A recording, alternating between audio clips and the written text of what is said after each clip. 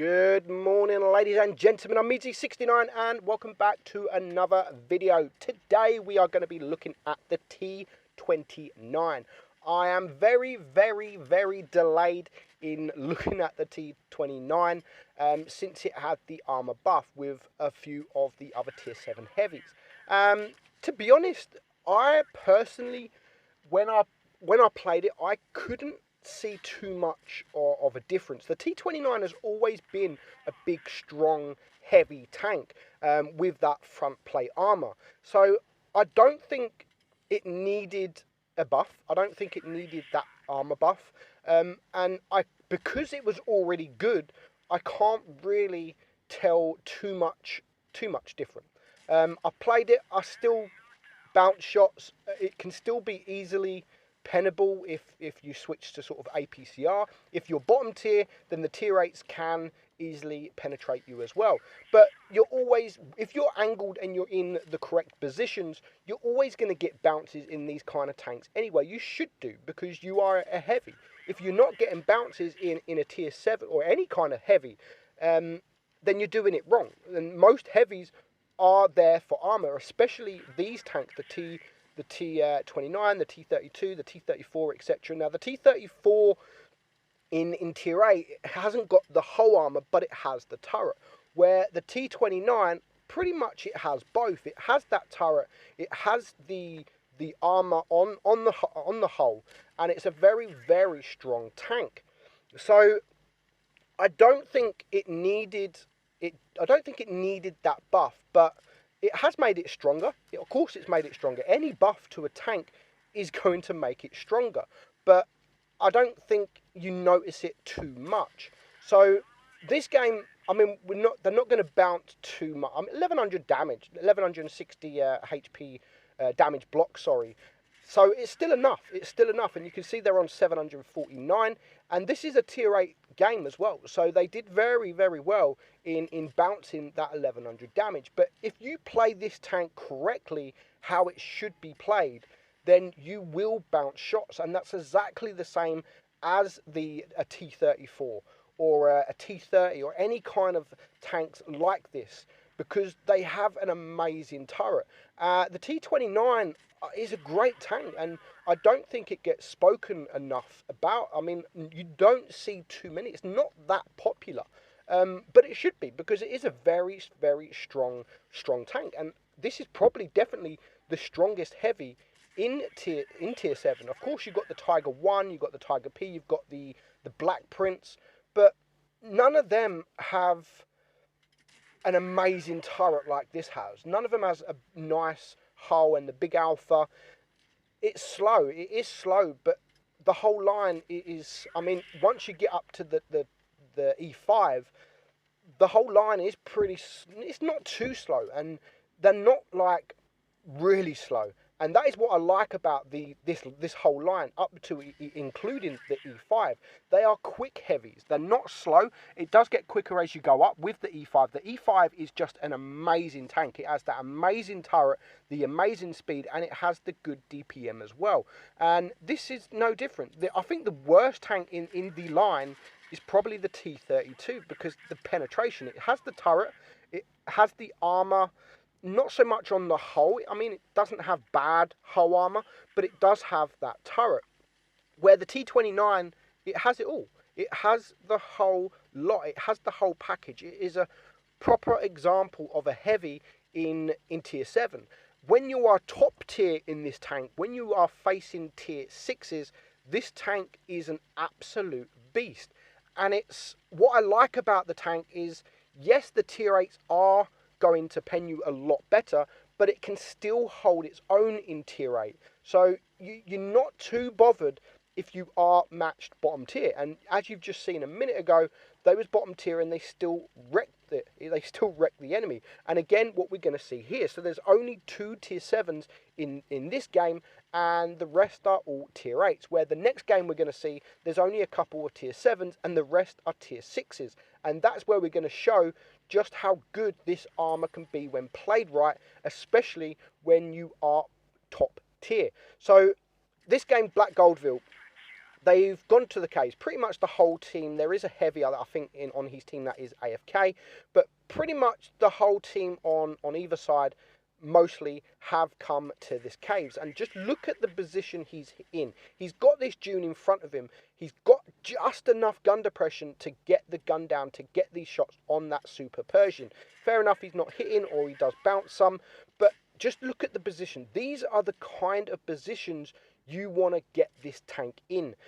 Hide that bottom plate, even though the bottom plate or the hull is still strong, but right at the bottom is the weakest part of this tank. So if you can still hide that and maybe just show the top of your hull and your turret, then you will get bounces, even if you're in tier 8. So this game is only on 800 damage. He hasn't blocked anything yet, but all the damage that has been done to him has either been because he's angled wrong or coming from the side. And you can see these are the positions you have to get in. Whether it will be dunes like this or hills, these are the kind of positions you have to get. Because it's an American tank, as soon as you angle too much, or if you get they get to the side or the rear, then you will get wrecked, especially if a big gun comes behind you, because you have got a nice juicy ass. So they will shoot HE, or they should shoot HE on any American, but you should be using HE. Where in this tank you have to face the enemy. You have to face the enemy, hide your bottom plate. When you're bottom tier, definitely try and hide that bottom plate from the red team, and just show your turret, because that is where this line is. That's what this line is all about, them amazing turrets. And they are, when used correctly, they are amazing. So that is his first bounce from that Tiger P. He's going to get a little bit more. I don't think he actually gets too much blocked damage in this game. We have the Tiger there, which again is a tier 8 tank. Nice, easy bounce from him, just because of that angle. And you can just see he is hiding his bottom plate, and there is nothing the enemy can do. I mean, it does have that hatch on top, but when you're moving backwards, sideways, front back, just wiggling your turret, then it is quite a difficult pen. So the Tiger 2, as we know, is kind of OP at the minute with its armour. Very OP, in fact.